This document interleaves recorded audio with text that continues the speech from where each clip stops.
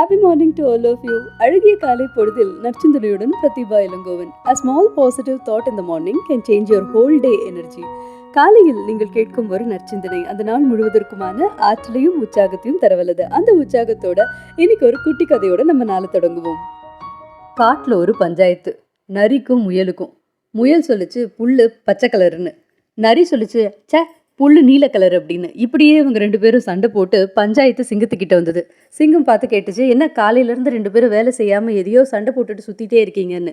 எங்கே முயல் முந்திக்க போகுதுன்னு கிடுகிடுன்னு நரி சொல்லிச்சான். சிங்கராஜா, உங்களுக்கு தெரியும்ல புல்லு நீல கலர் தானே அப்படின்னு. ஆமாம், புல்லு நீல கலர் தான் அப்படின்னுச்சான். இங்கே பாருங்க, இந்த முட்டாள் முயல் புல்லு பச்சை கலருன்னு சொல்லுது, இதுக்கு ஏதாவது தண்டனை கொடுங்க அப்படின்னதும் சிங்கம் சொல்லிச்சான், சரி முயலை இன்னிலேருந்து ஒரு வாரம் காட்டை விட்டு தள்ளி வைக்கிறேன் அப்படின்னு.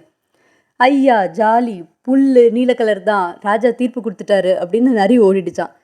மெதுவாக முயல் சிங்கத்துக்கிட்ட வந்து, ராஜா புல்லு பச்சை கலர் தான் உங்களுக்கு தெரியாதா, ஏன் இப்படி தப்பாக தீர்ப்பு கொடுத்தீங்க, அதுலேயும் எனக்கு வேற ஒரு வாரம் தண்டனை கொடுத்துருக்கீங்க அப்படின்னு.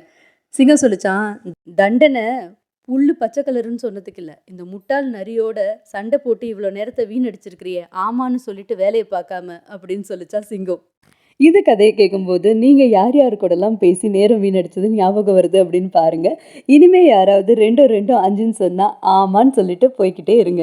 Because no arguments, compromise for betterment. Have a great day, have a great life. Stay tuned with Pratibha Ilangovan for more positive stories and thoughts.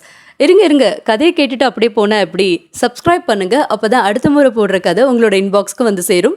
Notification பட்டனையும் சேர்த்து ப்ரெஸ் பண்ணுங்க. Stay positive, stay blessed.